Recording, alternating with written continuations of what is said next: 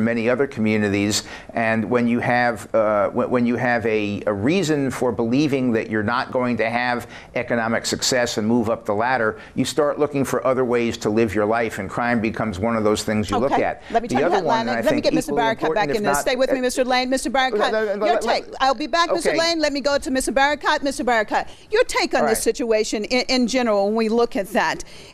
Your take on exactly what is happening to Black America in the United States. Why do we see such a difference statistically wise when we look at the prisons in the United States, and also percentage wise as those who are being killed by police?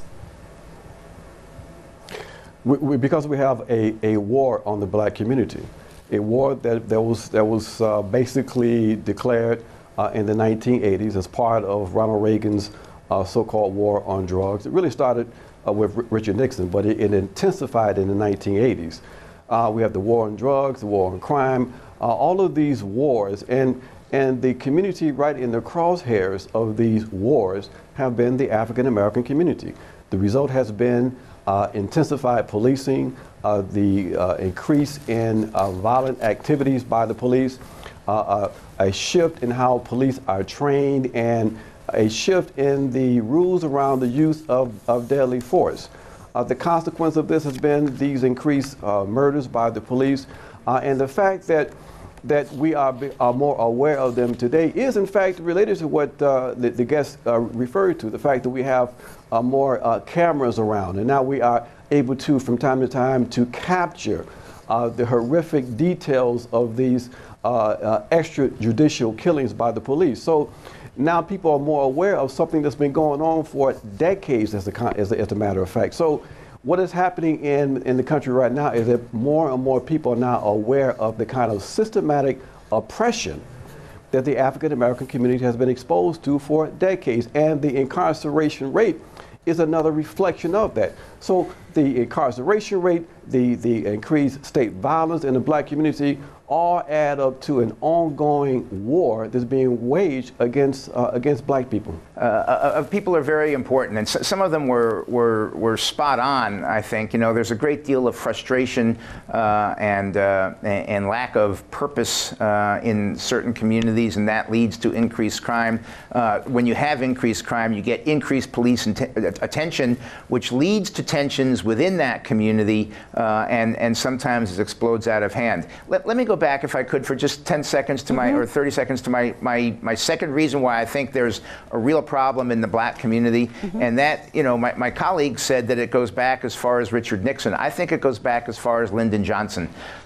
When we began the welfare state and the Great Society, which was going to take care of inner city circumstances that didn't have economic opportunity. Well, what we did was we created a disincentive for keeping families together. It manifested itself most dangerously in the Black community in the inner city, and we wind up with a situation where we've got a plethora of young Black males growing up without intact families, without men in the household, without a father who teach them how to become a man, who teaches them that being peaceful, who teaches them that having responsibility, who teaches them that taking care of their family and being responsible is how you become a man. Instead, they learn their manhood on the street, and they go out there where being tough, where being a bully, where sometimes being a thug, where carrying a gun is what makes you a man. It's all the wrong lessons, but there's too many people in minority communities in the inner city who grow up with that kind of manhood education,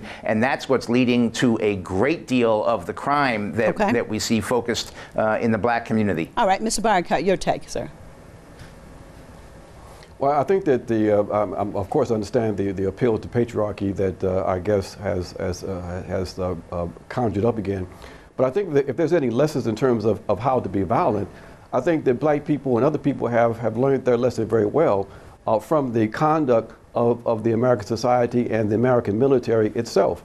That basically what we have is the American military being the global thugs who resort and use violence to advance the interests of the United States. They have recognized and are very clear about that violence does, in fact, result in something positive. But those lessons are lessons that we've learned from the American experience itself. So you can't be reduced to the kind of violence, petty criminal activity we find in oppressed communities. This is a societal issue that is created by the very fact you have oppressive conditions in this country, and you have an oppressive police force whose primary responsibility, whose primary task is to control the oppressed community. So, you know, what we have now is just a manifestation of that historic mission and more awareness because of the proliferation of cameras. But what we have in the U.S. is, in fact, a human rights crisis that now the world is aware of, and the ideologues like our guests are trying to explain this and explain it away as a consequence of criminal activity in the black community that the innocent police forces are responding to. But instead, I think people are very clear that what we have in the U.S. is, in fact, a war on black people and a war on poor people. Well, I want to ask both of you because, Mr. Barakat, you said that this war has been taking place since Richard Nixon, and Mr. Lane, you said since Lyndon Johnson. I want to propose another situation. Many would say that it has always been a war on blacks from the time of slavery. After slavery, then we have seen Jim Crow laws. We have seen time and time again in a way to try to marginalize the black community. We look at a successful community, for example, that was in Tulsa, Oklahoma in the 20th century, early 20th century. And of course, that place was actually bombed. It was called Black Wall Street. We see even in the 80s when we saw all of a sudden crack just entering the black communities, the same black communities, Mr. Lane, that you said the fathers need to be intact and to teach these children. And up to that time they had tried, but it seemed that it started to come apart.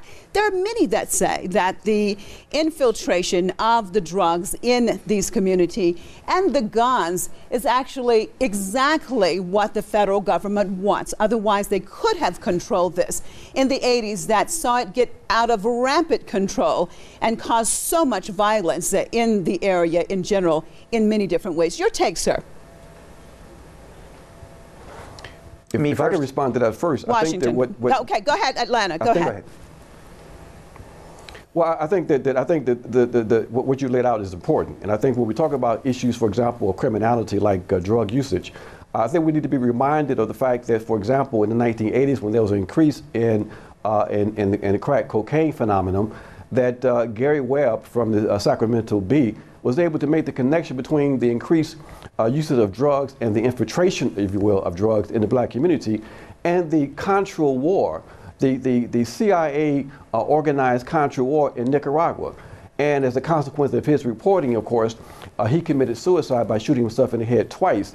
You know, so what we have, you have to contextualize all of this. What we have, in effect, is a continuation of this assault on the black community. I'm glad that some of the comments from Facebook has broadened out this conversation, that what we have is when we talk about the militarization of the police, and the militarization of the police is part of this ongoing control mechanism that we've seen since slavery and after slavery as it relates to the black community.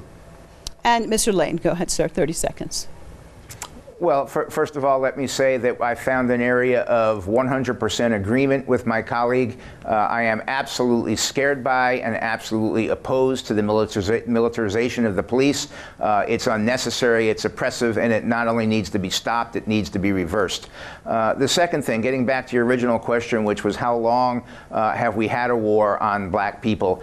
I don't concede that we have one now, but I will concede that we had one for a long period of time, going back to post-Civil War, the Jim Crow laws and things like that. It wasn't really until the 1950s when we started coming up with an enlightened period in how to be inclusive among all peoples in the United States, and particularly in the 60s with Lyndon Johnson, who I just criticized for creating the welfare state. Nonetheless, he provided the responsible leadership necessary, working on a bipartisan basis with Republicans and Democrats to bring about our new civil rights era, to bring about the Voting Rights Act, et cetera. That was all fabulous. I think it's working. It's bringing us in the right direction, but we still have the problem of crime in the black inner city communities. And until we address that, which I maintain is driven by the lack of intact families in the black community there, we're going to have problems. And I don't think that's racism. I think that's realism. Mr. Barakat, 20 seconds, all-inclusive. The United States is now all-inclusive, according to our guests in Washington, and on the right track. That's mythology, and there's also mythology that there's a crime issue in the black community. In fact, all of the empirical data suggests that crime has in fact been going down in the black communities, while at the same time there's been an intensification of policing and these killings. So that's all part of the American narrative, this notion of continued progress toward racial reconciliation and progress. That's the line that's being pushed by Barack Obama in Selma today, but it does not correspond to the reality, the lived experience of most poor and working class black people in the United States of America. All right, so sorry, we're out of time. I'd like to thank both of you for being with us. Editor, Black Agenda Report, Mr. Andrew Barakat out of Atlanta, and founder, American Institute for Foreign Policy, Mr. Michael Lane out of Washington. And as always, viewers, we appreciate you being with us for another debate. I'm Marzieh Hashimi, signing out and thanking you. Hopefully we'll see you right here, same time tomorrow.